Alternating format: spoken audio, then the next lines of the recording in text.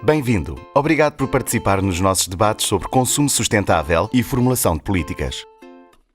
Consumo é um termo amplo. Inclui muitas coisas. O café ou o chá que tomou ao pequeno almoço, a casa onde vive, o carro, autocarro ou bicicleta que o levou para o trabalho, até os telefonemas que faz. Hoje vamos olhar para 4 áreas do consumo em particular: comida, transportes, habitação e bens eletrónicos. Juntas, estas 4 áreas constituem 70% das pressões ambientais provocadas pelos gases de efeito de estufa, pela diminuição da camada de ozono, pela acidificação e pelo consumo de recursos. Consigo vamos explorar o potencial da definição de políticas e considerar medidas dirigidas a cidadãos privados, pessoas iguais a si. Também queremos a sua opinião acerca do papel que os cidadãos deveriam ou poderiam desempenhar no que respeita ao aumento da sustentabilidade da sociedade. Vamos começar pela definição da sustentabilidade. Basicamente, o objetivo da sustentabilidade é melhorar a nossa vida sem dificultar a vida das gerações futuras. Alcançar isto da forma equilibrada significa que temos de abordar a sustentabilidade da perspectiva das pessoas, do planeta e lucros. O consumo sustentável é o consumo que usa recursos naturais o menos possível e elimina a poluição o mais possível. Ao mesmo tempo, sustenta a igualdade social e a prosperidade económica. O consumo sustentável é importante por várias razões. Neste momento, os recursos da Terra não serão capazes de suportar o atual nível de produção e consumo humanos por tempo indeterminado. Se os padrões de consumo atuais se mantiverem, em 2030 vamos precisar de outro planeta. Os impactos do nosso consumo não são sentidos apenas a nível local, são globais. Muitas das coisas que consumimos na Europa são produzidas noutro sítio e importadas, sejam bananas, bens eletrónicos, energia ou carros. Na nossa discussão de hoje, vamos abordar 3 formas de alcançar o consumo sustentável, sendo que nenhuma se exclui mutuamente. A primeira é direcionar o consumo para produtos mais sustentáveis. A segunda é reduzir o consumo. A terceira é reduzir os resíduos. Para que os decisores políticos criem medidas eficazes, devem ser considerados os pontos de vista de 3 elementos-chave: governo, empresas e sociedade civil. Juntos formam o chamado Triângulo da Mudança. Cada grupo tem os seus próprios objetivos e tenta influenciar os outros. O truque para criar uma política de sucesso é conjugar as agendas destes grupos distintos. Esse é o desafio que os decisores políticos europeus enfrentam, e o tema da sustentabilidade está no topo da agenda europeia atualmente. Uma iniciativa fundamental é a Europa 2020. O objetivo é criar uma economia inteligente, sustentável e inclusiva, com níveis elevados de emprego, produtividade e coesão social.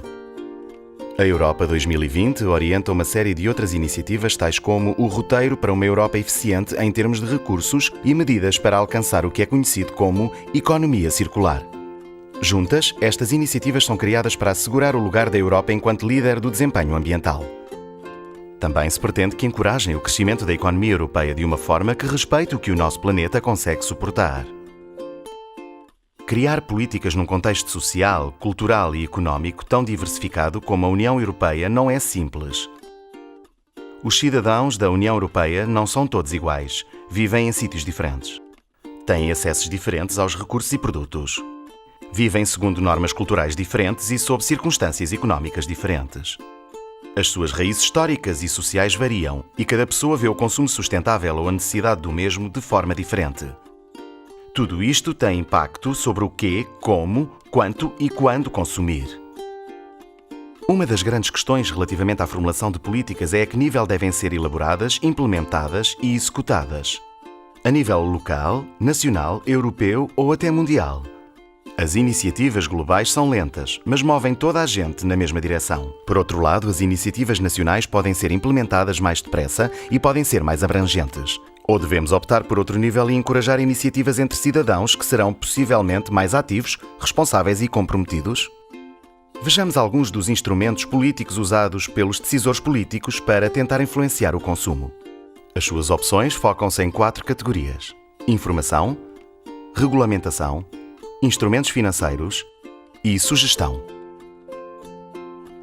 Dando informação aos cidadãos, os decisores políticos tentam afetar a mudança sem limitar a escolha.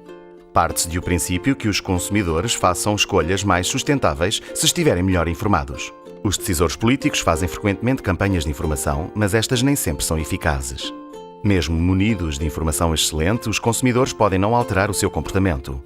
Por exemplo, as suas circunstâncias económicas ou sociais podem impedi-los de o fazer. A regulação é prescritiva e implica a ameaça de sanções por incumprimento. Proibições, normas vinculativas, licenças, são tudo exemplos de instrumentos reguladores. A regulação pode ser muito bem sucedida na alteração de comportamentos de consumo. A regulação também implica a execução das medidas, o que coloca encargos administrativos adicionais sobre os governos locais e nacionais. Em alguns casos, a regulação reduz as escolhas oferecidas aos cidadãos, retirando produtos ou serviços do mercado.